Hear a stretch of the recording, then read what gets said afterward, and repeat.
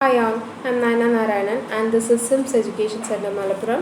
So we are dealing with the paper Social History of England and the History of English Literature, Unit 5, the Victorian Age. The scientific marvels of the Industrial Revolution in its second and third phases gained for England a new domain of power and prosperity. അപ്പോൾ scientific ശാസ്ത്രപരമായിട്ടുള്ള പല അത്ഭുതങ്ങളും industrial റെവല്യൂഷൻ്റെ second third ഫേസിലൊക്കെ ഇംഗ്ലണ്ടിൽ ഒരുപാട് power and prosperity കൊണ്ടുവന്നിട്ടുണ്ട്. And an uninterrupted century of peace, except minor troubles, provided ample leisure and energy for exploiting the great resources of industry and commerce.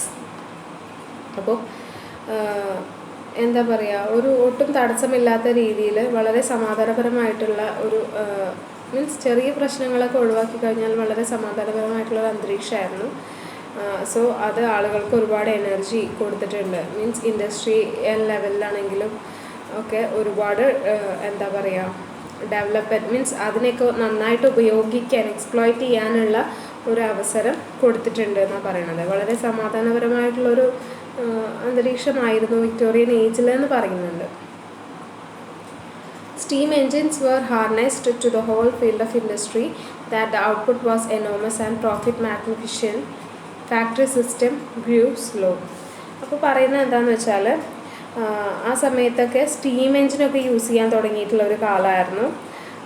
അപ്പം ഈ industrial ഫീൽഡിലൊക്കെ ഒരു വലിയ രീതിയിലുള്ള പ്രോഫിറ്റ്, ഇൻഡസ്ട്രിയൽ മേഖലയിൽ നിന്നൊക്കെ വലിയ രീതിയിലുള്ള പ്രോഫിറ്റ് അന്ന് ആളുകൾക്ക് ലഭിക്കുന്നുണ്ടായിരുന്നു. പക്ഷേ ഈ ഫാക്ടറി സിസ്റ്റം ഒക്കെ വളരെ സ്ലോ ആയിരുന്നു.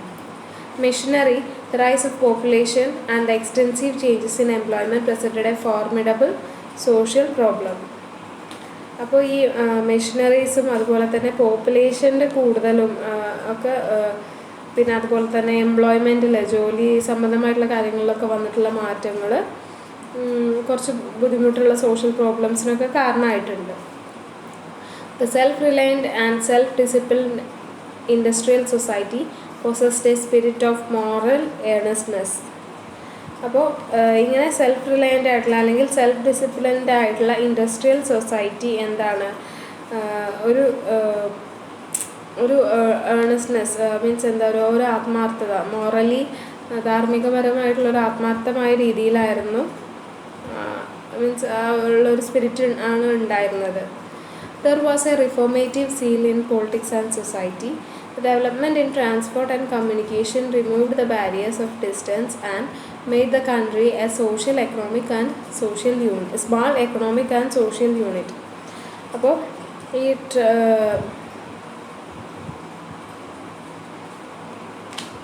പൊളിറ്റിക്സിലും സൊസൈറ്റിയിലും ഒക്കെ ഒരുപാട് ഇൻട്രസ്റ്റ് ഉണ്ടായിരുന്നു ഈ റിഫോർമേറ്റീവ്സിന്. അതുപോലെ തന്നെ ഈ ട്രാൻസ്പോർട്ട് കമ്മ്യൂണിക്കേഷൻ്റെ ഒക്കെ ഡെവലപ്മെൻറ്റ് ദൂരത്തെ കുറയ്ക്കുന്നുണ്ടായിരുന്നു. യാത്ര ചെയ്യാനുള്ള ഫെസിലിറ്റീസൊക്കെ വന്നപ്പോൾ ആളുകളായിട്ട് കമ്മ്യൂണിക്കേറ്റ് ചെയ്യാനും അങ്ങനെയുള്ള കാര്യങ്ങളൊക്കെ ഉണ്ടായിരുന്നു. അപ്പോൾ സാമ്പത്തികപരമായിട്ടും ഇവർ കുറേ ഉയർന്നു വന്നിട്ടുണ്ടായിരുന്നു.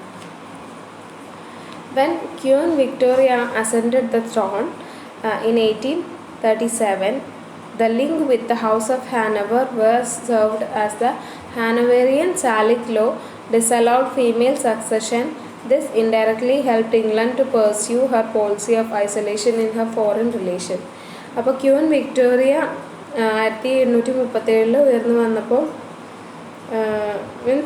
ഈ ഹൗസ് ഓഫ് ഹാനവറിലുള്ള ആളുകൾ എന്താ ചെയ്തതെന്ന് വെച്ചാൽ സ്ത്രീകൾ പിൻഗാമികളാക്കില്ലായിരുന്നു. അപ്പോൾ ആ ഒരു രീതിക്കൊക്കെ മാറ്റം വന്നു. ഇത് ഇംഗ്ലണ്ടിൻ്റെ ആ ഒറ്റപ്പെട്ട മറ്റുള്ള ഫോറിൻ റിലേഷനായിട്ടുള്ള ആ ഒറ്റപ്പെട്ട് നിൽക്കുന്ന ആ ഒരു അവസ്ഥയിൽ നിന്ന് മാറ്റങ്ങൾ കൊണ്ടുവന്നു. ക്യൂൻ വിക്ടോറിയ 1837 ഭരണം തുടങ്ങിയതിന് ശേഷം. The Victorian age was praised as the great reform era. There was social, political and economic reforms brought during this period. It had emerged as a powerful colonial empire. It was leading nation in every sphere of life and set the pace for industrial and scientific revolution for the rest of the world of follow. അപ്പോൾ Victorian ഏജിനെ price ചെയ്തിരുന്നത് എന്താണ് great reform എറ, പുനഃസംഘടനയുടെ ഒരു എറ ആയിട്ടാണ് Victorian ഏജിനെ പറയുന്നത്. അവിടെ social, political, economic റീഫോംസൊക്കെ പുനഃസംഘടനകളൊക്കെ ഉണ്ടായിട്ടുണ്ട്. അത് ഇറ്റ് ഹാഡ് എമേർജ്ഡ് ആസ്, അപ്പോൾ ഒരു പവർഫുൾ ആയിട്ടുള്ളൊരു കൊളോണിയൽ എംപയർ ആയിട്ട് ഇംഗ്ലണ്ട് മാറി. It was leading nation in every sphere of life. അപ്പോൾ എന്താ പറയുക, ഇംഗ്ലണ്ട് എന്ന് പറയുന്നത് ഏതൊരു മേഖലയിൽ നോക്കിയാലും മുൻപന്തിയിൽ നിൽക്കുന്ന ഒന്നായിരുന്നു. ഇൻഡസ്ട്രിയൽ മേഖലയിലാണെങ്കിലും അതുപോലെ സയൻറ്റിഫിക് റെവല്യൂഷനിലാണെങ്കിലും മറ്റുള്ളവർ ഫോളോ ചെയ്യുന്ന ഒരു മെത്തേഡ്, മീൻസ് അത്രയും മുൻപന്തിയിലായിരുന്നു ഇംഗ്ലണ്ട് ഉണ്ടായിരുന്നത് വിക്ടോറിയൻ ഏജിൽ. Political background.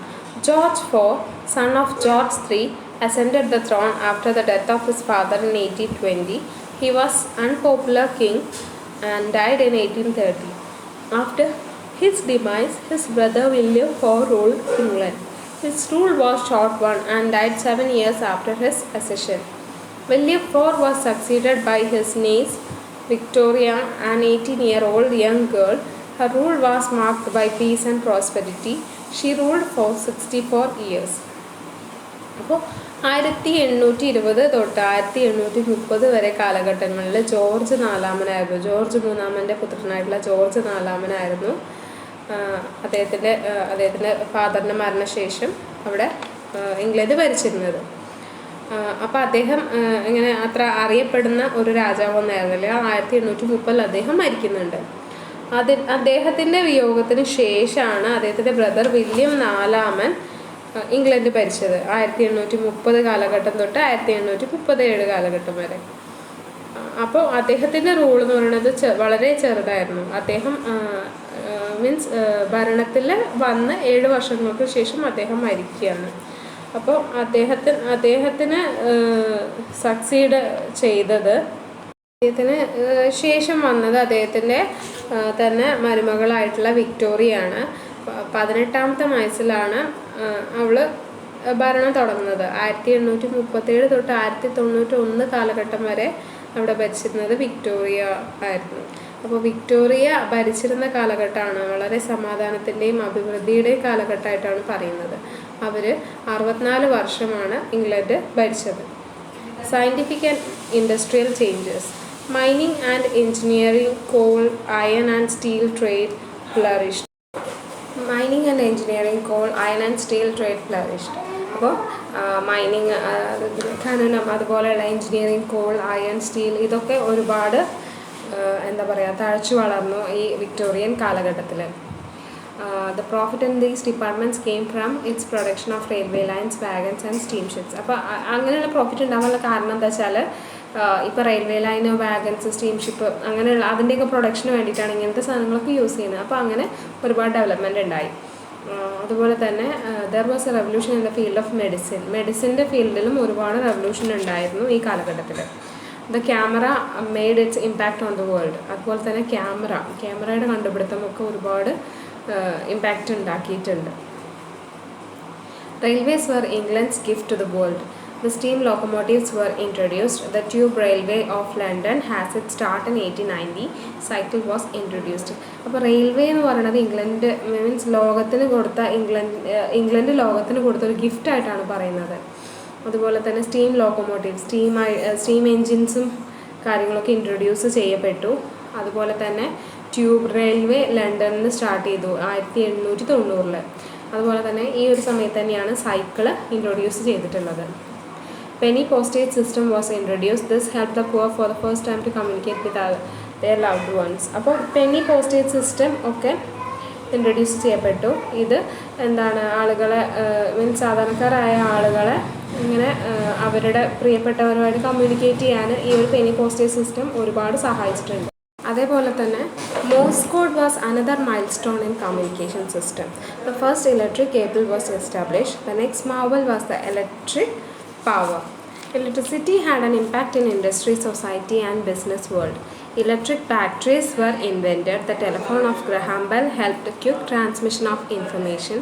The gramophone and typewriter brought changes in the living style of people. അതുപോലെ തന്നെയാണ് ഈ മോഴ്സ് കോഡിൻ്റെ ഇൻട്രൊഡ്യൂസ് ചെയ്തത്. അത് മീൻസ് കമ്മ്യൂണിക്കേഷൻ സിസ്റ്റത്തിനൊക്കെ യൂസ് ചെയ്തിരുന്ന ഒരു മെത്തേഡാണ്. അതുപോലെ തന്നെ ആദ്യത്തെ ഇലക്ട്രിക് കേബിൾ എസ്റ്റാബ്ലിഷ് മീൻസ് അത് കൊണ്ടുവന്നു.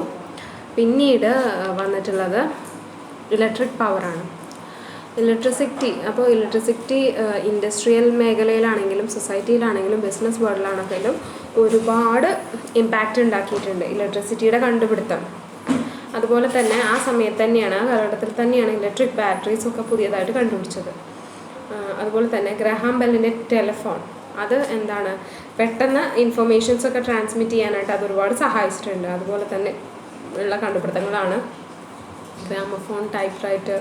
ഇതൊക്കെ ആളുകളുടെ ലിവിങ് സ്റ്റൈലിൽ തന്നെ ഒരുപാട് മാറ്റങ്ങൾ വരുത്തി എന്ന് പറയുന്നുണ്ട്. ഇനി പൊളിറ്റിക്കൽ റിഫോംസ് ആണ്. The cry for reform during the 19th century was due to the new ideals of democracy and nationality. The rule of George IV and William IV were marked by slight waves of protest from the public for parliament reform. The Industrial Revolution gave birth to new factory districts. The radicals, the group that demanded reforms, were dissatisfied with the distribution of seats in the parliament and the system of elections. So, in order to avert political revolution, reform bills were introduced. അപ്പോൾ പൊളിറ്റിക്കലായിട്ടുള്ള റിഫോംസൊക്കെ തുടങ്ങിയത് ഈ 19-ാം നൂറ്റാണ്ട് കാലഘട്ടത്തിലായിരുന്നു. ഈ ജനാധിപത്യത്തിനും നാഷണാലിറ്റിക്കും പുതിയ ഐഡിയൽസൊക്കെ ഈ കാലഘട്ടത്തിൽ വന്നു. George നാലാമൻ്റെയും William നാലാമൻ്റെയും കാലത്തിലാണ് ചെറിയ രീതിയിലുള്ള പ്രൊട്ടസ്റ്റൊക്കെ ആളുകളുടെ ഇടയിലുണ്ടായിരുന്നത്. മീൻസ് എന്താണ്, പാർലമെൻറ്റിൻ്റെ ഒരു പുനഃസംഘടന വേണം എന്നുള്ള ഒരു പ്രൊട്ടസ്റ്റൊക്കെ ജോർജ് നാലാമൻ്റെയും വില്യം നാലാമൻ്റെയൊക്കെ കാലഘട്ടത്തിലാണ് വന്നിട്ടുള്ളത്. അതുപോലെ തന്നെ ഇൻഡസ്ട്രിയൽ റെവല്യൂഷൻ എന്താണ് ഫാക്ടറി ഡിസ്ട്രിക്ട്സൊക്കെ അതിനൊക്കെ ഒരു തുടക്കം കുറിച്ചു എന്ന് പറയുന്നുണ്ട്. അതുപോലെ തന്നെ റാഡിക്കൽസ്, ഇപ്പോൾ ഈ പരിഷ്കരണവാദികളായിട്ടുള്ള ആളുകൾ ഇങ്ങനെയുള്ള പുനഃസംഘടന വേണം എന്നൊക്കെ ഒരുപാട് ഡിമാൻഡ് ചെയ്തു. അവർ എന്താ പറയുക, ഇങ്ങനെ പാർലമെൻറ്റിൽ ഇങ്ങനെ സീറ്റ് ഡിസ്ട്രിബ്യൂട്ട് ചെയ്യുന്നതിനും സിസ്റ്റം ഓഫ് എലക്ഷനോടൊക്കെ എതിരായിരുന്നു. അപ്പോൾ ഇതിനൊക്കെ മാറ്റാൻ, ഈ പൊളിറ്റിക്കൽ റവല്യൂഷനൊക്കെ ഇല്ലാതാക്കാനായിട്ട് ഇങ്ങനെ പുനഃസംഘടനാ ബില്ലൊക്കെ ആ സമയത്ത് ഇൻട്രൊഡ്യൂസ് ചെയ്തു. In March 1831, Lord John Russell, a member of Grey Ministry, laid a reform bill before the House of Commons. It was sent to House of Lords, where it was rejected. Riots broke out, but reform was inevitable and was passed in 1832. അപ്പോൾ 1831 മാർച്ചിലാണ് Lord John Russell, means Grey മിനിസ്റ്ററിലെ ഒരു മെമ്പറായിരുന്നു അദ്ദേഹം ഒരു reform bill house of കോമൺസിൻ്റെ മുമ്പിലായിട്ട് വെച്ചു. അപ്പം അത് എന്താണ് ഹൗസ് ഓഫ് ലോർഡ്സിലേക്ക് സെൻഡ് ചെയ്തു. പക്ഷെ അത് റിജക്റ്റ് ചെയ്തു. പക്ഷേ അതിനെതിരെ പ്രക്ഷോഭങ്ങളൊക്കെ വന്നു. അപ്പോൾ എന്താണ് ഈ ഒരു പുനഃസംഘടന അത്യാവശ്യമാണെന്ന് മനസ്സിലാക്കിയിട്ട് അതിനെ 1832 പാസ്സാക്കുകയാണ് ചെയ്തിട്ടുള്ളത്. By the Reform Act of 1832, all boroughs less than 2,000 people were disfranchised. Boroughs having a strength between 2,000 to 40,000 were cut down to one member. Seats were given to the larger counties. Votes were given to those occupies houses of 10. The act dethroned aristocracy and transferred the balance of power to middle classes such as farmers and shopkeepers. അപ്പോൾ ഈ ഒരു reform ആക്റ്റൊക്കെ 1832 reform act മൂലമാണ് ഈ ബറോസ് എന്ന് പറയുന്നത് ഇങ്ങനെ ഓരോ പട്ടണത്തിൻ്റെ ഭാഗത്ത് ഇങ്ങനെ സ്വയംഭരണാവകാശമുള്ള ഒരു പാർട്ട് ഉണ്ടാവും. അപ്പം അവിടെ 2000-ൽ കുറവ് ആളുകളാണ് ഉള്ളത് വെച്ചാൽ അവർക്ക് അവരുടെ അവകാശം നിഷേധിക്കുകയാണ് ചെയ്തത്. മീൻസ് വോട്ട് ചെയ്യാനുള്ളൊക്കെ അവകാശം. അപ്പോൾ ഈ 2000 തൊട്ട് 4000 വരെയുള്ളവരൊക്കെ ഒരു മെമ്പർ. അതുപോലെ തന്നെ ഇങ്ങനെ ലാർജ് ആയിട്ടുള്ള മീൻസ് വലിയ രീതിയിലുള്ള രാജ്യവിഭാഗങ്ങൾക്കാണ് സീറ്റുകൾ കൊടുത്തിട്ടുണ്ടായിരുന്നത്. അപ്പോൾ ഈ വോട്ടൊക്കെ ചെയ്യാൻ പറ്റുന്നത് ഓരോരുത്തരിൻ്റെ ഹൗസിലുള്ള ആളുകൾക്ക് അങ്ങനെയായിരുന്നു. അപ്പോൾ ഈ ഒരു ആക്ട് എന്താണ് ഇങ്ങനെ രാജാധിപത്യം ഇല്ലാതെയാക്കി എന്നാണ് പറയണത്. അപ്പോൾ എന്താ പറയുക, മിഡിൽ ക്ലാസ്സിലുള്ള ഫാമേഴ്സിനും ഷോപ്പ് കീപ്പേഴ്സിനും മീൻസ് എല്ലാവരെയും ഒരു ബാലൻസ്ഡ് ആയിട്ട് കൊണ്ടുപോയി. ഇങ്ങനെ രാജാധിപത്യം എന്നുള്ള ആ ഒരു മെത്തേഡ് ഇല്ലാതെയായി എന്നാണ് പറയുന്നത്. The Reform Bill of 1832 gave rise to new party called the Chartists. They chalked out a plan called People's Charter. This charter demanded 6 things: manhood suffrage, vote by secret ballot, annual parliament, election districts, equal in number of voters, abolition of prosperity qualification for members of parliament, and regular payment for the members of parliament. അപ്പോൾ ഈ 1832 reform ബില്ലിൽ എന്താ ഒരു പുതിയ party തന്നെ വന്നു, ചാർട്ടിസ്റ്റ് എന്ന പേരിൽ. അപ്പോൾ അവർ ഒരു എന്താ ഒരു പദ്ധതി ആവിഷ്കരിച്ചിട്ടുണ്ട്. അതെന്താ പറയണത് വെച്ചാൽ ഇത് 6 കാര്യങ്ങളാണ് ഡിമാൻഡ് ചെയ്യണത്. ഒന്ന്, ഓരോ വ്യക്തിക്കും വോട്ടവകാശം, സീക്രട്ട് ബാലറ്റിലൂടെ വോട്ട് ചെയ്യുക, പിന്നെ ആനുവലായിട്ട് പാർലമെൻറ്റ് കൂടുക, പിന്നീട് എന്താണ് ഇങ്ങനെ ഇലക്ഷൻ ഡിസ്ട്രിക്റ്റുകൾ ഉണ്ടാക്കുക. അപ്പോൾ എല്ലാവർക്കും ഈക്വൽ നമ്പർ ഓഫ് വോട്ടേഴ്സ് വേണം. അതുപോലെ തന്നെ ഇങ്ങനെ ഓരോ മെമ്പേഴ്സിനും പ്രോപ്പർട്ടി വേണം എന്നുള്ള ആ ഒരു ഇതിനൊക്കെ ഇല്ലാതെയാക്കുക. അതുപോലെ തന്നെ എന്താ പാർലമെൻറ്റിലുള്ള അംഗങ്ങൾക്കൊക്കെ റെഗുലറായിട്ട് പേയ്മെൻറ്റ് കൊടുക്കുക. ഇതൊക്കെയാണ് അവർ മുന്നോട്ട് വെച്ച 6 കാര്യങ്ങൾ. In 1867, Benjamin Disraeli introduced second reform bill. This bill increased numbers of electorate. In towns, the franchise was given to all male householders and lodgers paying £10 as rent. 1867 Benjamin Disraeli ആണ് രണ്ടാമത്തെ reform bill introduce ചെയ്തത്. അപ്പോൾ ഈ ബില്ലിൽ എന്താണ് vote ചെയ്യാനുള്ള വോട്ടേഴ്സിൻ്റെ എണ്ണം കൂട്ടി. അതുപോലെ തന്നെ ടൗണിലുള്ള ആളുകൾക്കും അതുപോലെ തന്നെ പുരുഷന്മാരായിട്ടുള്ള ഹൗസ് ഹോൾഡേഴ്സിനും അതുപോലെ തന്നെ വാടകയ്ക്ക് 10 പൗണ്ടിന് അധികം വാടക കൊടുത്ത് താമസിക്കുന്ന ആളുകൾക്കും വോട്ട് ചെയ്യാനുള്ള അവകാശം. പിന്നീട് തേർഡ് റിഫോം ആക്ട് പാസ്സാക്കിയത്. Third reform act was passed in 1884. This extended franchise to the householders in the counties also. അപ്പം എന്താ പറയുക, രാജ്യവിഭാഗത്തിലുള്ള ആളുകൾക്കും. മൂന്നാമത്തെ ആക്ട് പാസ്സാക്കിയത് 1884 അപ്പോൾ ഇത് എന്താ പറയുക, ആളുകൾ മീൻസ് വോട്ട് ചെയ്യാൻ അവകാശമുള്ള ആളുകളുടെ എണ്ണം കൂട്ടി. ഈ ഹൗസ് ഹോൾഡേഴ്സിന് പുറമെ എന്താണ് ഇങ്ങനെ രാജ്യവിഭാഗത്തിലുള്ള ആളുകൾക്കും വോട്ട് ചെയ്യാനുള്ള ഒരു അവകാശം കൊടുത്തു.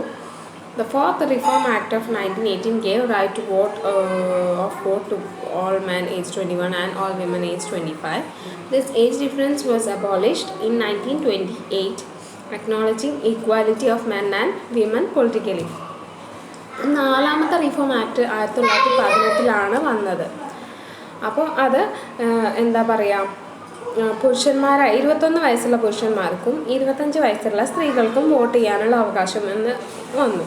പിന്നീട് 1928 ഈ ഒരു ഏജ് ഡിഫറൻസ് ഇല്ലാതെയായി. കാരണം പുരുഷന്മാരും സ്ത്രീകളും തുല്യരാണ്, പൊളിറ്റിക്കലി ഈക്വൽ ആണെന്ന് പറഞ്ഞിട്ട് എല്ലാവർക്കും സെയിം ഏജ് ഗ്രൂപ്പാണ് ആക്കിയത്. ഇനി അടുത്തതാണ് social reform. The first factory act was introduced in 1802. This act cut down the number of working hours of children.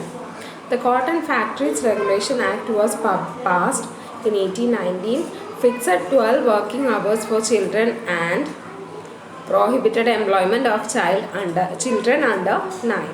Factory Act of 1833 prohibited work between 8:30 p.m. and 5 a.m.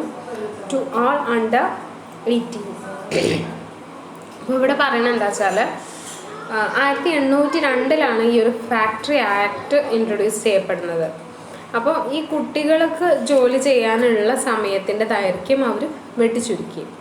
അപ്പോൾ ഈ cotton ഫാക്ടറീസിലൊക്കെ 1819 ഇത് factory regulation act പാസ്സായത്. അതിൽ 12 working hours കുട്ടികൾക്ക്, അതുപോലെ തന്നെ ഈ 9 വയസ്സിൽ താഴെയുള്ള കുട്ടികൾ ജോലി ചെയ്യാനായിട്ട് പാടില്ല.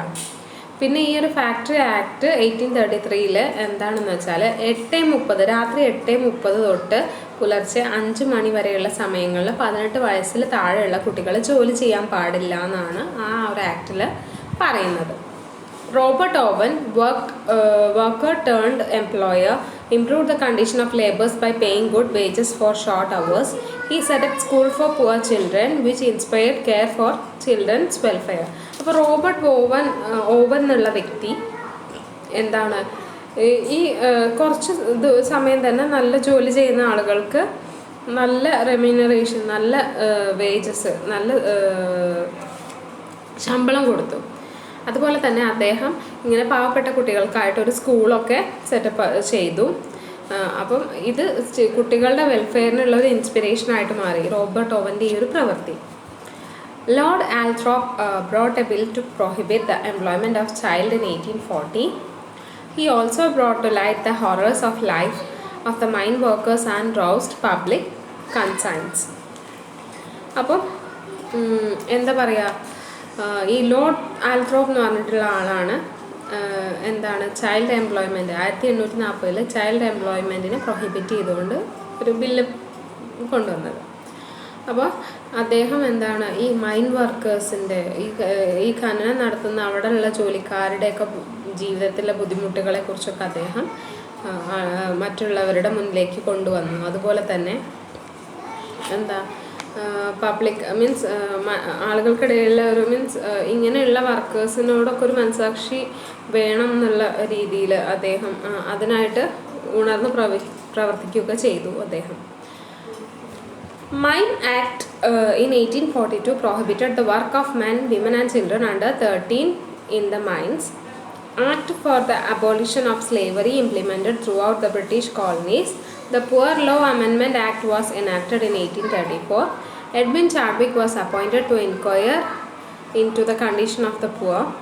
Miss Nightingale's work was the origin of the Red Cross movement. Peel created history in establishing the first Metropolitan Police Fire Force in 1829. അപ്പോൾ 1842 മൈൻ ആക്ട് എന്താ പറയുക 13 വയസ്സിൽ താഴെയുള്ള പുരുഷന്മാർ, സ്ത്രീ മീൻസ് കുട്ടികൾ, അങ്ങനെയുള്ള ആളുകൾ എന്താ മൈനിൽ ജോലി ചെയ്യാൻ പാടില്ല എന്നുള്ളത് പറഞ്ഞിട്ടുണ്ട്. അപ്പോൾ അതുപോലെ തന്നെ ബ്രിട്ടീഷ് കോളനിയിൽ സ്ലേവറിയൊക്കെ ഇല്ലാതാക്കാനായിട്ട് ഒരു അങ്ങനെയുള്ള ഇംപ്ലിമെൻറ്റേഷനൊക്കെ ഉണ്ടായിരുന്നു. അതുപോലെ തന്നെ 1834 പുവർ ലോ അമെൻമെൻറ്റ് ആക്ട് വരുന്നത്. അപ്പോൾ എഡ്വിൻ ചാഡ്വിക്ക് എന്താണ് ഇങ്ങനെ പാവപ്പെട്ട ആളുകളുടെ കണ്ടീഷനൊക്കെ കുറിച്ചൊക്കെ അന്വേഷിക്കാനായിട്ട് അപ്പോയിൻറ്റ് ചെയ്യപ്പെട്ടു. അതുപോലെ തന്നെ റെഡ് ക്രോസ് മൂവ്മെൻറ്റിനുള്ള തുടക്കം എന്ന് പറയുന്നത് മിസ്സിസ് നൈറ്റിംഗേലിൻ്റെ വർക്കായിരുന്നു. അതുപോലെ തന്നെ ആദ്യത്തെ മെട്രോപൊളിറ്റൻ പോലീസ് ഫോഴ്സ് 1829 ഇൻട്രൊഡ്യൂസ് ചെയ്തിട്ട് പീൽ ഒരു ഹിസ്റ്റോറിയനെ ക്രിയേറ്റ് ചെയ്തു എന്ന് പറയുന്നുണ്ട്. The Act of Roman Catholic Emancipation put down Catholic resentment bordering on rebellion. The law forbidding the Catholics to take up office in government was removed. The Municipal Corporation Act was enacted in 1835. It introduced single type of town council. The term conditions were improved and were a new look. അപ്പോൾ ഈ Roman Catholic emancipation വിമോചന act 1829 വന്നത്. അപ്പോൾ ഇത് means ഒരു എന്താ പറയുക കാത്തോലിക്സിൻ്റെ ഇടയിൽ ഒരു നീരസം ഉണ്ടാക്കി, അത് ഒരു റെബല്യണിലേക്ക് എത്തിച്ചു എന്ന് പറയുന്നുണ്ട്.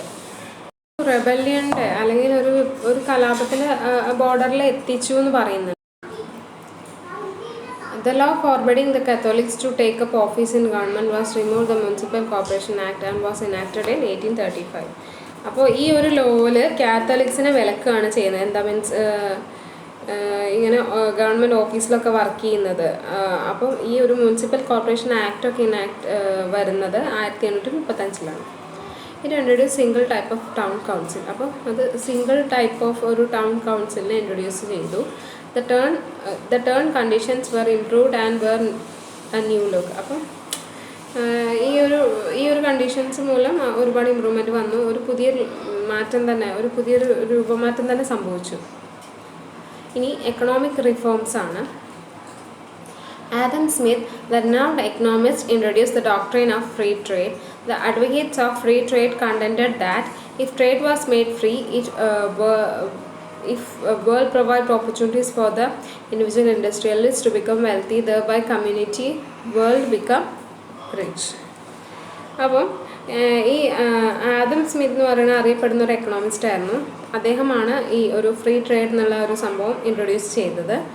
അപ്പം ഈ അവർ ഫ്രീ ട്രേഡിലുള്ള മീൻസ് അതിനെക്കുറിച്ച് പറയുന്ന ആളുകൾ പറയണത് എന്താ വെച്ചാൽ ട്രേഡ് ഫ്രീ ആക്കണം. അപ്പോൾ ഇങ്ങനെ എന്താ പറയുക, ഇൻഡിവിജ്വൽ ഇൻഡസ്ട്രിയലിസ്റ്റിനൊക്കെ ഒരുപാട് ഓപ്പർച്യൂണിറ്റീസ് പ്രൊവൈഡ് ചെയ്യണം. അപ്പം അങ്ങനെ അവർക്ക് റിച്ചായി മാറാം എന്നുള്ളൊരു കൺസെപ്റ്റാണ്. Peel classified imports into three categories: the manufactured, the partly manufactured, and the raw materials. He levied an import duty of 20%, 10%, and 5% respectively on these categories. He abolished tax on raw materials. അപ്പോൾ 3 category ആയിട്ടാണ് ഇമ്പോർട്ട്സിനെ classify ചെയ്തിട്ടുള്ളത് നമ്മുടെ Peel. അദ്ദേഹം പറയുന്നത് manufactured, partly manufactured, raw materials, ഇങ്ങനെ 3 category ആയിട്ട് divide ചെയ്തിട്ടുണ്ട് import ചെയ്യുന്ന സാധനങ്ങളെ. എന്നിട്ട് അതിന് അദ്ദേഹം ഇങ്ങനെ ടാക്സ് ഈടാക്കി, മീൻസ് ഒരു ഡ്യൂട്ടി ഈടാക്കുകയാണ്. 20%, 10%, 5% ഇങ്ങനെ ഓരോ കാറ്റഗറീസിനും. അതുപോലെ തന്നെ റോ മെറ്റീരിയൽസിനുള്ള ടാക്സൊക്കെ അദ്ദേഹം ഇല്ലാതെയാക്കി. His reform of Bank of England changed the economic prosperity of England. Import of foreign corn became essential in England. Anti-corn law was founded at Manchester, but Peel repealed the corn law.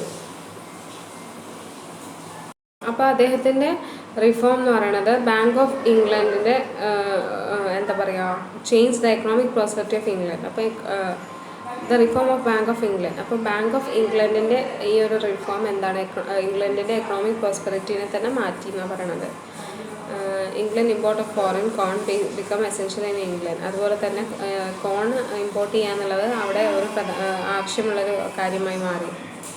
അപ്പോൾ anti കോൺ law കണ്ടുപിടിച്ചത് മാഞ്ചസ്റ്ററിലായിരുന്നു. പക്ഷേ peel ഈ ഒരു കോൺ law എന്ന് പറയുന്നത് അതിനെ റദ്ദാക്കി. Educational reforms. The Education Act was passed in 1870, which changed the future of England. There was 3 kinds of secondary school: Eton, Winchester, and Harrow. They were 3 formidable public schools. Rochester's Act made primary education available to every child in England in 1880 to 1891. Elementary education was made free and attendance made. അപ്പോൾ education act pass ചെയ്യുന്നത് 1870-ലാണ്. ഇത് ഇംഗ്ലണ്ടിൻ്റെ ഫ്യൂച്ചറിനെ തന്നെ മാറ്റിമറിച്ചെന്ന് പറയുന്നുണ്ട്. 3 തരത്തിലുള്ള secondary സ്കൂളാണ്. ഒന്ന് eaten, ഒന്ന് Winchester, പിന്നെ ഉള്ളത് ഹാരോ. അപ്പോൾ ഈ 3 എന്താണ്, ഇങ്ങനെ പബ്ലിക് സ്കൂളാണ്. മീൻസ് വലിയ പബ്ലിക് സ്കൂളുകളാണ്. അപ്പോൾ ഈ ഫോർച്ചെസ്റ്റേഴ്സ് ആക്ട് എന്ന് പറയുന്നത്, അപ്പോൾ ഫോർച്ചെസ്റ്റേഴ്സ് ആക്ട് എന്താണ്, പ്രൈമറി എഡ്യൂക്കേഷൻ എല്ലാ കുട്ടികൾക്കും, ഇംഗ്ലണ്ടിലുള്ള എല്ലാ കുട്ടികൾക്കും കൊടുക്കണം എന്ന് പറഞ്ഞിട്ട് അത് 1880-ലാണ് വന്നത്. പിന്നീട് 1891 എലമെൻ്ററി എഡ്യൂക്കേഷൻ എന്താണ്, ഫ്രീ ആണ്. അതുപോലെ തന്നെ അറ്റൻഡൻസൊക്കെ കമ്പൽസറി ആക്കി മാറ്റി. In 1870, Gladstone passed the Test Act abolishing the religious test for the civil service. London University was founded in 1836 and Victoria University in 1880. 1870 Gladstone ആണ് ടെസ്റ്റ് ആക്ട് ഒഴിവാക്കിയത്. മീൻസ് എന്താ പറയുക, സിവിൽ സർവീസിനൊക്കെ റിലീജിയസ് ടെസ്റ്റ് ഇല്ലേ, അതൊക്കെ ഒഴിവാക്കി. പിന്നീട് ലണ്ടൻ യൂണിവേഴ്സിറ്റി 1836 കണ്ടുപിടിച്ചു. അതിനുശേഷം 1880 വിക്ടോറിയ യൂണിവേഴ്സിറ്റി കണ്ടുപിടിച്ചു. Education of women was undertaken. Organised games were introduced by Arnold. അപ്പോൾ ഇങ്ങനെ സ്ത്രീകൾക്കുള്ള വിദ്യാഭ്യാസമൊക്കെ അതിനൊക്കെ പ്രാധാന്യം കൊടുത്തിട്ടുണ്ടായിരുന്നു. അതുപോലെ തന്നെ ഈ ഓർഗനൈസ്ഡ് ആയിട്ടുള്ള ഗെയിംസൊക്കെ അർണോൾഡ് ഇൻട്രൊഡ്യൂസ് ചെയ്തു. ഇനി church റിഫോമാണ്. Victorian society grew up with the Methodist movement. They believed evangelical religion, family prayers, and daily Bible readings were the custom among the upper and middle class families. Attendance at church and Sunday school was observed. The church reform was carried out by Peel. The Ecclesiastical Commission was passed in 1836. The boundaries of dioceses were altered and new bishoprics in Manchester and Ripon were created. The Marriage Act of 1836 was significant. The new act permitted religious ceremonies in the respective places of worship of the parsons concerned on condition that it must be notified to the registrar. Victorian society വളർന്നു വന്നത് ഒരു മെത്തേഡിസ്റ്റ് movement പ്രകാരമാണ്. Means എല്ലാം വിധിപ്രകാരം നടത്തണം എന്നുള്ള ഒരു കൺസെപ്റ്റാണ്. അവർ evangelical റിലീജിയനെയാണ് വിശ്വസിച്ചിട്ടുണ്ടായിരുന്നത്. അതുപോലെ തന്നെ ഡെയിലി ഫാമിലി പ്രേയേഴ്സും ബൈബിൾ റീഡിങ്സും ഒക്കെ ആയിരുന്നു. അത് അപ്പർ ക്ലാസ് ആണെങ്കിലും മിഡിൽ ക്ലാസ് ഫാമിലീസിലാണെങ്കിലും അങ്ങനെ വേണം എന്നുള്ളൊരു കസ്റ്റമായിരുന്നു അവർക്കുണ്ടായിരുന്നത്. അതുപോലെ തന്നെ ചർച്ചിലും സൺഡേ സ്കൂളിലൊക്കെ ഉള്ള അറ്റൻഡൻസിനെയൊക്കെ ഒബ്സർവ് ചെയ്യുകയായിരുന്നു.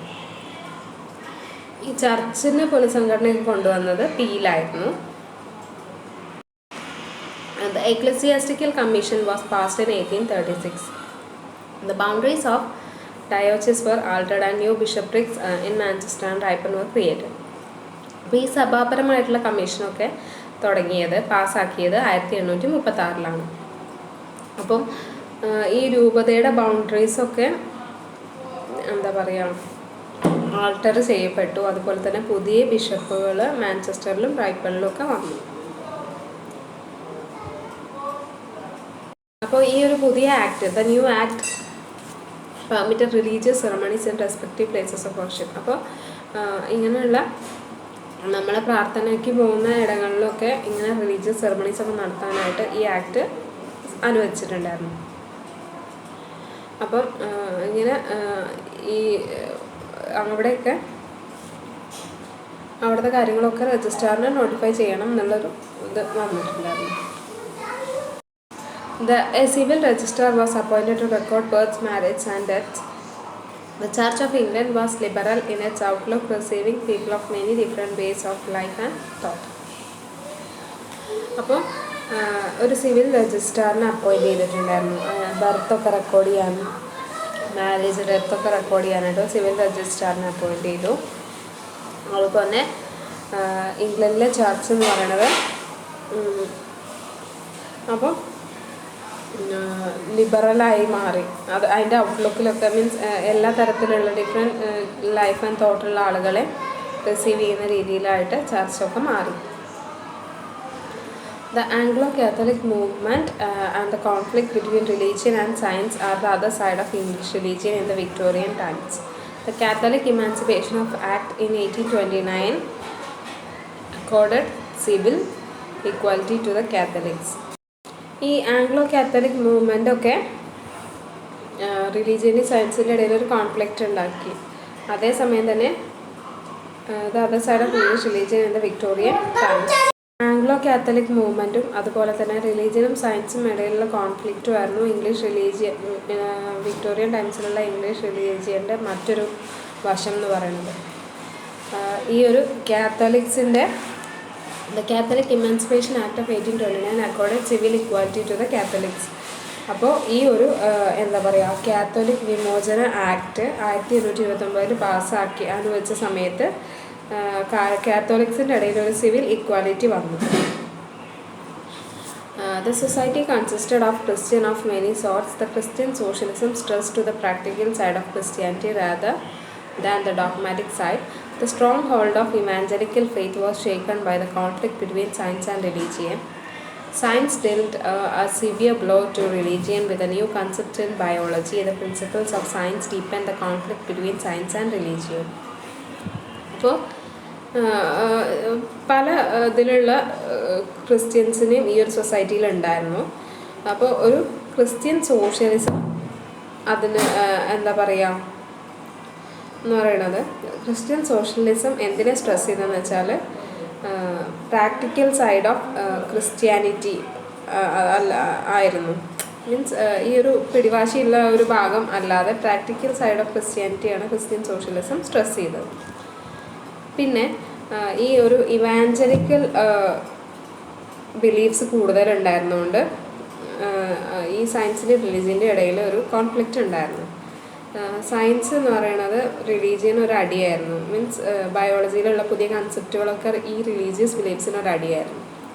ഈ സയൻസിലെ പ്രിൻസിപ്പിൾസൊക്കെ എന്താണ്, സയൻസിൻ്റെ റിലീജിയൻ്റെ ഇടയിലുള്ള കോൺഫ്ലിക്റ്റ് കൂടുതലാക്കി മാറ്റി. മീൻസ് പുതിയ കണ്ടുപിടുത്തങ്ങളൊക്കെ വന്നത് അങ്ങനെ ഒരു കോൺഫ്ലിക്റ്റ് ഉണ്ടാക്കി എന്ന് പറയുന്നുണ്ട്. പിന്നീട് the British colonies in the 19th century. By the end of 19th century, it had emerged as a powerful colonial empire. It had extended her power in East India, Canada, Australia, New Zealand, Africa, Ceylon, Malaysia, China, and Indochina came under her rule. അപ്പോൾ 19ാം നൂറ്റാണ്ടിൻ്റെ അവസാനമായപ്പോഴേക്കും British എന്ന് പറയുന്നത് ഒരു powerful colonial empire ആയിട്ട് മാറി. അപ്പോൾ അവളുടെ power അവൾ east India, Canada, Australia, New Zealand, Africa, Ceylon, Malaysia, China, Indo China ഇവരൊക്കെ ഇംഗ്ലണ്ടിൻ്റെ ഭരണത്തിന്, ബ്രിട്ടീഷുകാരുടെ ഭരണത്തിന് കീഴിലായി വന്നു. The East India Company began ruling India with English Governor Generals Clive Hastings and Wellesley had secured a large territory for England. The conquest of India was one of the greatest achievements of the English, and it had colonized North America, brought the dominion of Canada after conquering the French in 1763. The population of Canada was a mixture of French and British. In the year of Queen Victoria's accession, there were 2 rebellions in Canada.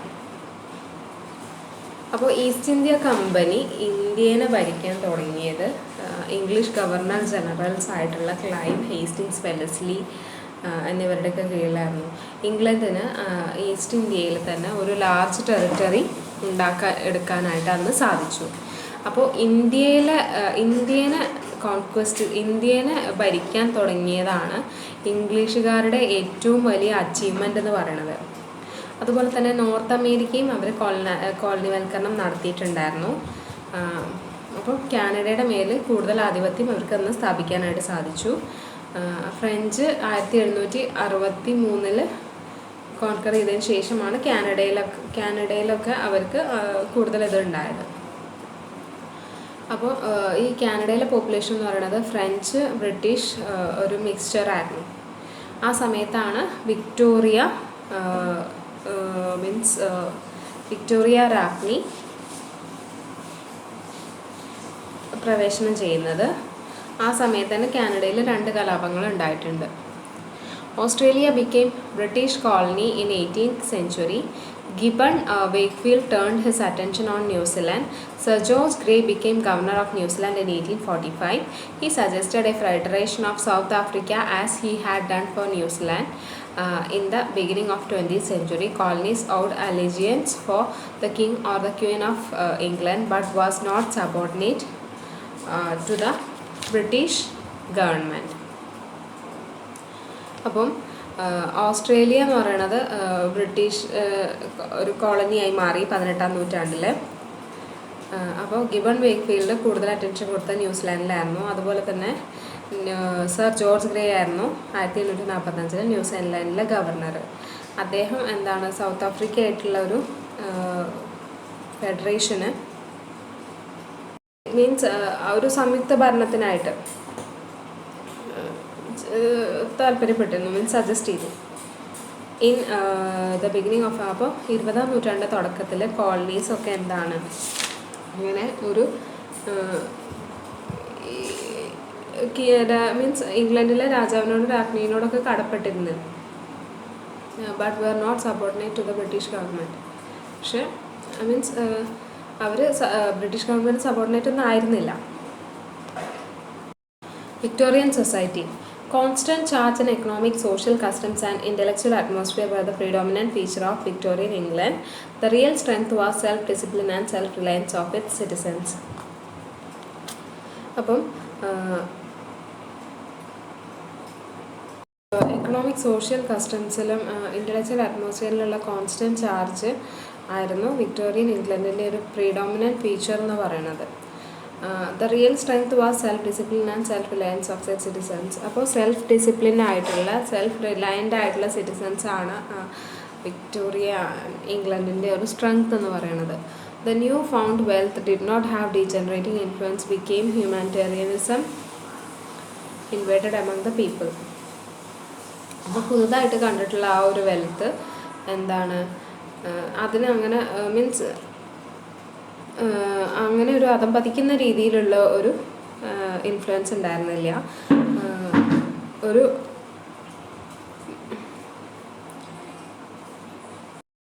ഒരു എന്താ പറയുക, മനുഷ്യത്വപരമായിട്ടുള്ള രീതിയിലാണ് influence become humanitarianism invaded among the people. അപ്പോൾ ആളുകൾക്കിടയിലൊക്കെ humanitarians ആയിരുന്നു ഉണ്ടായിരുന്നത്. It's often ruled and brutal temper. അപ്പം ആ ഒരു ഭരണത്തിന് അത് മീൻസ് മനുഷ്യത്വപരമായിട്ടുള്ള ആളുകളുടെ ഒരു പെരുമാറ്റം എന്താണ് ഭരണത്തിന് വളരെയധികം സ്മൂത്താക്കി എന്ന് പറയുന്നുണ്ട്. There was moral ഏർണസ്റ്റ്നെസ്.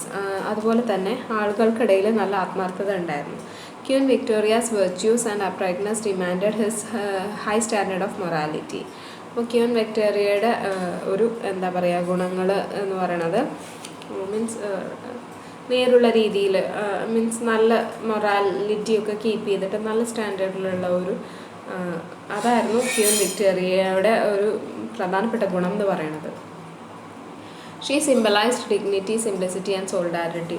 അപ്പം ഡിഗ്നിറ്റിയുടെയും സിംപ്ലിസിറ്റിയുടെയും മീൻസ് അന്തസ്സിൻ്റെയും അതുപോലെ തന്നെ ഐക്യദാർഢ്യമൊക്കെ പ്രഖ്യാപിച്ചിട്ടുള്ള രീതിയിലുള്ള അതിൻ്റെയൊക്കെ ഒരു സിംബലായിരുന്നു വിക്ടോറിയ രാജ്ഞി എന്ന് പറയുന്നത്. Behind her success were able prime ministers like Peel, Disraeli, Gladstone, Salisbury and Rosebery. അപ്പോൾ അവരുടെ സക്സസിൻ്റെ കാരണക്കാരെന്ന് പറയുന്നത് പ്രൈം മിനിസ്റ്റേഴ്സ് ആയിട്ടുള്ള പീൽ, ഡിസ്രേലി, ഗ്ലാഡ്സ്റ്റോൺ, സാലിസ്ബറി, റോസ്ബറി ഒക്കെ ആയിരുന്നു. Agriculture. At the time of Victorian accession, the enclosure of the open field was not thoroughly completed. British agriculture was based on an aristocratic social system. There was a dual ownership of the landlord and the farmer. There were many small-sized farms run on a family basis. The town grid did not recognize the merit of rural system, and thus agriculture declined, and English farmers had concentrated on corn and wheat and neglected other crops. അപ്പോൾ ഈ വിക്ടോറിയയുടെ അസെഷൻ്റെ സമയത്ത് എന്താണെന്ന് വെച്ചാൽ ഈ open ഫീൽഡായിരുന്നു. Means ഈ open ഫീൽഡ്സിനൊക്കെ close ചെയ്യുന്നത് completed ആയിട്ടുണ്ടായിരുന്നില്ല. അപ്പോൾ ഒരു അരിസ്ട്രോക്രാറ്റിക് സോഷ്യൽ സിസ്റ്റമിൻ്റെ ബേസിസിലായിരുന്നു ബ്രിട്ടീഷ് അഗ്രികൾച്ചറൊക്കെ ഉണ്ടായിരുന്നത്. അപ്പോൾ ഇങ്ങനെ ഡുവൽ ഓണർഷിപ്പ് ഉണ്ടായിരുന്നു, ഒന്ന് ലാൻഡ് ലോഡിനും പിന്നെ ഒന്ന് ഫാമറിനും. അതുപോലെ തന്നെ ഇങ്ങനെ ചെറിയ ഫാംസൊക്കെ ഉണ്ടായിരുന്നു, അതിങ്ങനെ ഫാമിലി ബേസിസിലൊക്കെ അവിടെ കൃഷി ചെയ്യുന്നുണ്ടായിരുന്നു. അതുപോലെ തന്നെ ഇംഗ്ലീഷ് ഫാമേഴ്സ് കൂടുതലായിട്ട് കോൺസെൻട്രേറ്റ് ചെയ്തത് കോൺ, വീറ്റ് ഒക്കെ ആയിരുന്നു. അതുപോലെ തന്നെ മറ്റ് ക്രോപ്സിനെയൊക്കെ അവർ നെഗ്ലക്റ്റ് ചെയ്തിട്ടുണ്ടായിരുന്നു. Social life. Food, clothing, furniture were in abundance. Gas and oil lighting were replaced by electric light. Holidays had become a regular part of life of working class and middle class. Women were becoming athletes and better workers. Bicycle became fashionable. There were emancipation for women. Life was taken seriously by all. The theory of evolution was established against religious belief. The intellectuals became anti-religious and materialistic. അപ്പോൾ food, clothing, furniture ഇതൊക്കെ അവിടെ സമ്പ്രദായമായിട്ടുണ്ടായിരുന്നു. അതുപോലെ തന്നെ gas, oil ലൈറ്റിങ്ങിനെയൊക്കെ electric light replace ചെയ്തു. അതുപോലെ തന്നെ വർക്കിംഗ് ക്ലാസ്, മിഡിൽ ക്ലാസ് പീപ്പിളിൻ്റെ ഇടയിലുള്ള ഒരു പ്രധാനപ്പെട്ട ഒരു കാര്യമായിരുന്നു ഹോളിഡേയ്സ് എന്ന് പറയുന്നത്. അതുപോലെ തന്നെ സ്ത്രീകളൊക്കെ അത്ലറ്റ്സും നല്ല വർക്കേഴ്സുമായിട്ട് മാറി. ബൈസിക്കിൾ എന്ന് പറയുന്ന ഒരു ഫാഷനബിളായി മാറി. അതുപോലെ തന്നെ സ്ത്രീ വിമോചനമൊക്കെ ആ സമയത്തുണ്ടായിരുന്നു. അപ്പം ലൈഫ് ജീവിതം എന്ന് പറയുന്നത് എല്ലാവരും സീരിയസ് ആയിട്ട് എടുക്കാൻ തുടങ്ങി. അതുപോലെ തന്നെ തിയറി ഓഫ് എവല്യൂഷനൊക്കെ റിലീജിയനെതിരെ എസ്റ്റാബ്ലിഷ് ചെയ്തു. അതുപോലെ തന്നെ ഈ ഓരോ ആളുകളും ഇങ്ങനെ ഈ ആൻറ്റി റിലീജിയസും മെറ്റീരിയലിസ്റ്റിക്കും ആയിട്ട് മാറി എന്ന് പറയുന്നുണ്ട്. ഇനി art and architecture. The buildings were tasteless and made of cheap bricks, cheap cement. The same taste was reflected in furniture. New furniture machine made was bad. Family portraits famous pictures were in great demand. The photographer had not gained supremacy over the painter. Rich men took pride in covering the large walls with paintings, portraits and landscape pieces of the Royal Academy. അപ്പോൾ ബിൽഡിങ്സൊക്കെ tasteless ആയിരുന്നു, പിന്നെ ചീപ്പായിട്ടുള്ള ബ്രിക്കും സിമെൻറ്റൊക്കെ use ചെയ്തിട്ടാണ് അത് ഉണ്ടാക്കിയിരുന്നത്. അതേപോലെ തന്നെ ഫർണിച്ചറിലും അത് കാണാമായിരുന്നു. പുതിയ ഫർണിച്ചർ, ഇപ്പം മെഷീനും കൊണ്ട് ഉണ്ടാക്കിയ ഫർണിച്ചറൊക്കെ വളരെ മോശമായിരുന്നു. അതുപോലെ തന്നെ ഫാമിലി പോർട്രേറ്റ്സും ഫാമിലി പിക്ചേഴ്സും ഒക്കെയാണ്, അതിനൊക്കെയാണ് കൂടുതൽ ഡിമാൻഡ്. അതുപോലെ തന്നെ ഫോട്ടോഗ്രാഫർ എന്ന് പറയുന്ന വ്യക്തി പെയിൻറ്ററിനേക്കാൾ ഉയരത്തിലല്ലായിരുന്നു. അപ്പോൾ ഈ ലാർജ് വാൾസൊക്കെ കിട്ടുന്നതിലാണ് പണക്കാരായിട്ടുള്ള ആളുകൾ അവരുടെ അഭിമാനം കൊണ്ടിരുന്നത്. അതുപോലെ തന്നെ പെയിൻറ്റിങ്സും പോർട്രേറ്റ്സും അതുപോലെ ലാൻഡ്സ്കേപ്പ് ഒക്കെ ആയിരുന്നു, പീസസൊക്കെ ആയിരുന്നു. മീൻസ് അങ്ങനെ റോയൽ അക്കാഡമിയുടെ ഇങ്ങനെയുള്ള കാര്യങ്ങളൊക്കെ കവർ ചെയ്തിട്ട് ലാർജ് വാൾസിൽ കവർ ചെയ്യുന്നതാണ് പ്രൈഡായിട്ട് കണ്ടിരുന്നത്. അല്ലാതെ ഫോട്ടോഗ്രാഫർക്ക് അത്ര പ്രാധാന്യമൊന്നും അന്ന് ഉണ്ടായിരുന്നില്ല. It was an age of great readers. The literature. It was an age of great readers. The news was carefully reported. Political speeches occupied a large space and read with interest. Victorian writers were critics of the society. Novels were less in number in early Victorian period, but the late Victorian period there were innumerable novels of various kinds. Poets instilled a new spirit. The literature took shape through the vast quality of newspaper and journals. Writers, essayists, journalists, thinkers, poets, novelists were responsible for the cultivated taste among people. അപ്പോൾ വളരെ great ആയിട്ടുള്ള റീഡേഴ്സിൻ്റെ age ആയിരുന്നു Victorian age എന്ന് പറയുന്നത്. ന്യൂസൊക്കെ വളരെ കെയർഫുള്ളായിട്ടായിരുന്നു report ചെയ്തിരുന്നത്. അപ്പോൾ അതുപോലെ തന്നെ പൊളിറ്റിക്കൽ സ്പീച്ചിനൊക്കെ ഒരു ലാർജ് സ്പേസ്, അതുപോലെ തന്നെ ആളുകൾക്കൊരു ഇൻട്രസ്റ്റ് ഉണ്ടായിരുന്നു ഈ പൊളിറ്റിക്കൽ സ്പീച്ചസിലൊക്കെ. പിന്നെ വിക്ടോറിയൻ റൈറ്റേഴ്സ് എന്ന് പറയുന്നത് അന്നത്തെ സൊസൈറ്റിയിലെ ക്രിട്ടിക്സ് ആയിരുന്നു എന്ന് പറയുന്നുണ്ട്. നോവൽസൊക്കെ വിക്ടോറിയൻ ഏജിൻ്റെ തുടക്കകാലത്തിൽ കുറവായിരുന്നു. പിന്നീട് ലേറ്റർ വിക്ടോറിയൻ പീരീഡിൽ ഒരുപാട് നോവൽസ് പല രീതിയിലുള്ളത് വന്നിട്ടുണ്ടായിരുന്നു. പോയറ്റ്സിനൊക്കെ ഒരു പുതിയ സ്പിരിറ്റ് ഉണ്ടായിരുന്നു. അതുപോലെ തന്നെ ഈ ന്യൂസ് പേപ്പർ ജേർണൽ വഴിയൊക്കെയാണ് ലിറ്ററേച്ചർ അതിൻ്റെ ആ ഒരു ഷേപ്പ് മീൻസ് അങ്ങനെ മോൾഡ് ചെയ്യപ്പെട്ട് വന്നത്. അതുപോലെ തന്നെ റൈറ്റേഴ്സും എസ്സൈസും ജേർണലിസ്റ്റും തിങ്കേഴ്സും പോയറ്റ്സും നോവലിസ്റ്റും ഒക്കെ എന്താണ് ആളുകൾക്കിടയിൽ ഒരുപാട് ഇൻട്രസ്റ്റ് ഉണ്ടാക്കിയിട്ടുണ്ടെന്ന് പറയുന്നുണ്ട്. Victorian women of all classes could get education. They came out boldly. Middle class women found employment as governesses, nurses and teachers. The political reforms paved way for emancipation of women. The working women of all classes were financially independent and granted franchise. അപ്പോൾ എല്ലാ ക്ലാസ്സിലുള്ള സ്ത്രീകൾക്കും education നൽകുന്ന ഒരു ഇതിലായിരുന്നു. അപ്പോൾ അവരൊക്കെ വളരെ ബോൾഡായിട്ട് മുന്നോട്ട് വന്നു. അവർ പല ജോലികളും ചെയ്യാൻ തുടങ്ങി, നേഴ്സായിട്ടും ഗവേണേഴ്സായിട്ടും ടീച്ചറായിട്ടും ഒക്കെ. അതുപോലെ തന്നെ ഈ പൊളിറ്റിക്കൽ പുനഃസംഘടനകളൊക്കെ എന്താണ് സ്ത്രീകളുടെ വിമോചനത്തിന് ആയിരുന്നു പ്രാധാന്യം കൊടുത്തിരുന്നത്. അതുപോലെ തന്നെ എല്ലാ ക്ലാസ്സിലുള്ള സ്ത്രീകളും ജോലി ചെയ്യാനായിട്ടൊക്കെ തുടങ്ങി. ഫിനാൻഷ്യലി അവരൊക്കെ ഇൻഡിപെൻഡൻ്റായി വോട്ടവകാശം ലഭിച്ചു. Sports and past time. Horse racing and bullfighting were indulged in by the Victorian. Watching and playing cricket were favorite pastime. Shooting was another hobby. Skating was an aristocratic game. There was a decline in road sports and dueling.